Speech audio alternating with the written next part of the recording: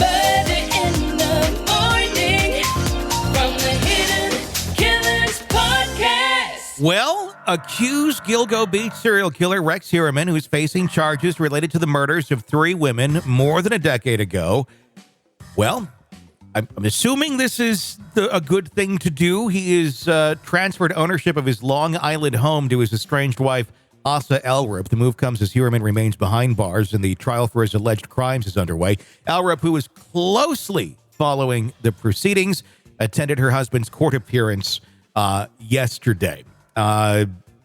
Interesting. Transferring ownership of the home. Is that, I'm assuming, so it's in her hands. The money is in her hands to fund his defense? I don't know, because the divorce has not taken place here yet. And she has stated that she wants to see the evidence firsthand before she makes her judgment, if you will. I was paraphrasing.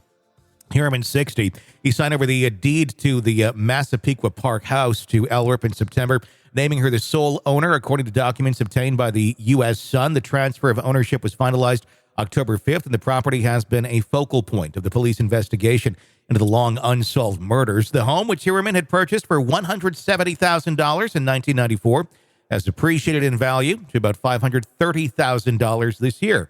I would imagine it's mainly... But look at the state that it's in. It's because of the property. Anyone who buys the land, thing, you'd have to knock it out because it's a shack. I mean, it's dilapidating. It's a piece of shit. Yeah. Following Heuermann's arrest in July, Ellerup and their 2 adult children, Christopher and Victoria, were forced to leave the property while police executed search warrants and combed through it for potential evidence related to the murders. That's expected. That's what happens when the police go and search the home of who they suspect to be a serial killer. Ellerup, who filed for divorce about a week after her husband's arrest, recently visited Heuermann in jail for the first time since his incarceration. Her lawyer, Robert Macedonio, confirmed her intention to attend her estranged husband's trial, stating she wants to make her own judgment based on the evidence presented at trial.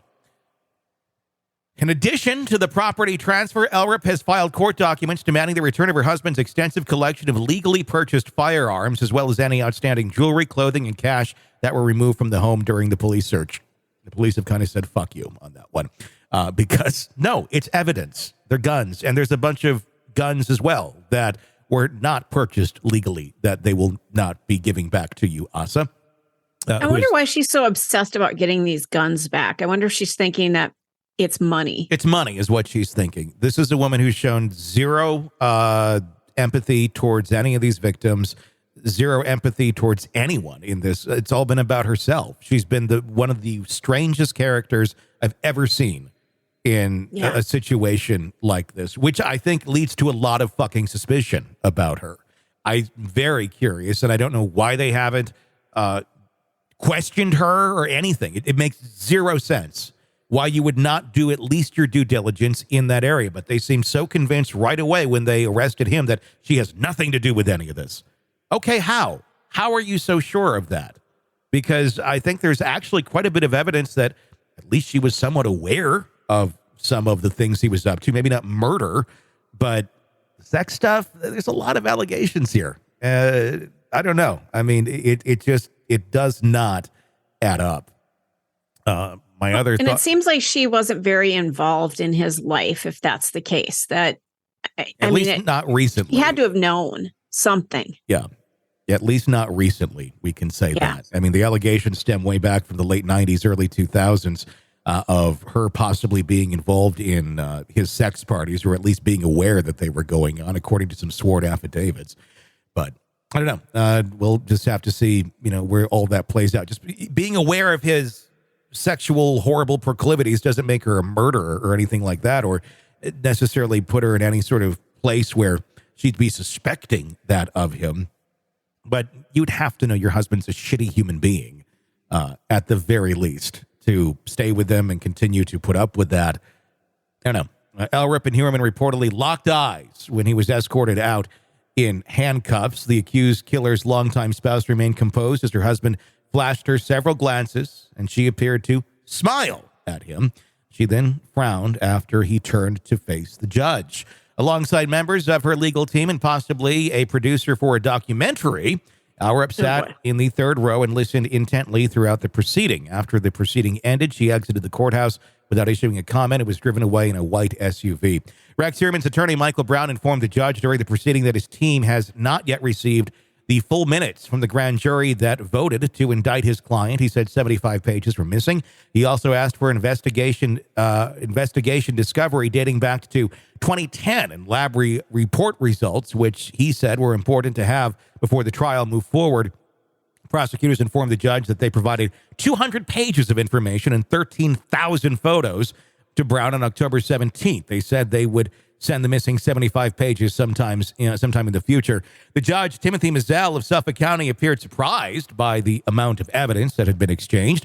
Heuermann's next court date is scheduled for February 6th of 2024 as the legal proceedings continue. It was revealed that Ellerup has begun collaborating with a documentary crew, possibly for a project following her journey during Heuermann's trial.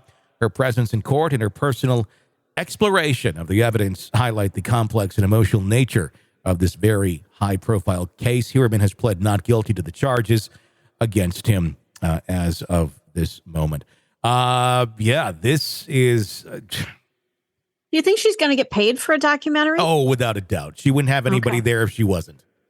They're about themselves. I think that's a pretty easy one to discern from the behavior of both of them. So, yeah, if there's money to be had, I think they're going to take it up. Ugh. I guess my thought still goes back to the fact that women who have dealt with this guy have said that he is a frightening creature. So then I go back to his wife. Maybe she was horrifically terrified of him. And that she could knew be what he was capable of. That could be. But he's in jail. He ain't getting out. At the very least, the child porn charges and everything else that they have on him will keep him in there for quite some time. So at this point, why not get the emergency divorce? I don't know. I don't know. There's something strange. And talk about what she knows. And be interviewed by the police, but the police are not doing that. So I don't know. It makes little to no sense to me. Maybe there's something I'm not seeing. She certainly has not been charged with anything, but there's certainly smoke over here. And I'm wondering just how big of a fire Asa Ellerup really, truly is. Want to listen ad-free? Want advanced access to all of our interviews before anyone else? Become a True Crime Today Premium Plus subscriber on Apple Podcasts. You get every episode commercial-free. So you can binge on true crime until you can binge no more. Search True Crime Today Premium Plus on Apple Podcasts now, or go to our podcast page and sign up now. More of the Hidden Killers podcast next.